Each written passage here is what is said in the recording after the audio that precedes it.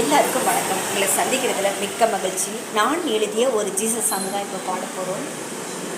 உன்னுடைய வசனம் வாசிக்க எனக்கு ஒரு ஆசை, உன்னுடைய வார்த்தையின்படி நடக்க எனக்கு ஒரு ஆசை.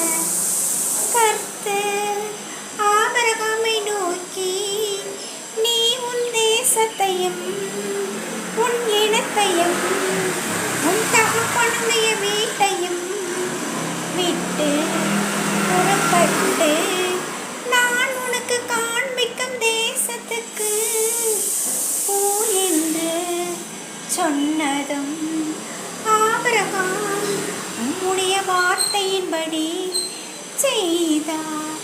என்னையும் உம்முடைய வார்த்தையின்படி நடக்க செய்யும். உன்னுடைய வசனம் வாசிக்க எனக்கு ஒரு ஆசை, உன்னுடைய வார்த்தையின்படி நடக்க எனக்கு ஒரு ஆசை. அப்போஸ்தலராகிய பவுல்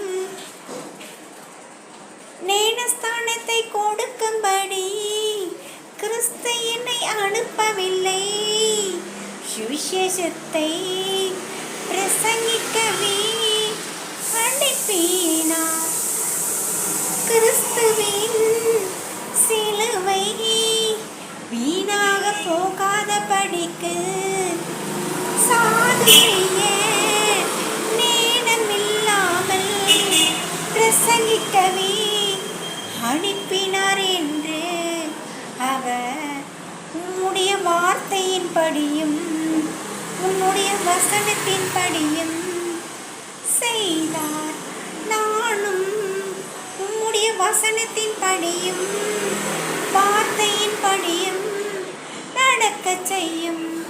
உம்முடைய வசனம் வாசிக்க எனக்கு ஒரு ஆசை, உம்முடைய வார்த்தையின்படி நடக்க எனக்கு ஒரு ஆசை.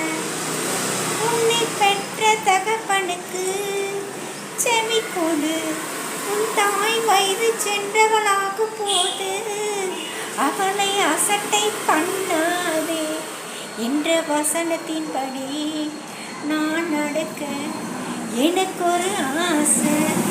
உம்முடைய வசனம் வாசிக்க எனக்கு ஒரு ஆசை, உம்முடைய வார்த்தையின்படி நடக்க எனக்கு ஒரு ஆசை. உம்முடைய வசனத்தை வாசிக்க எனக்கு ஒரு ஆசை.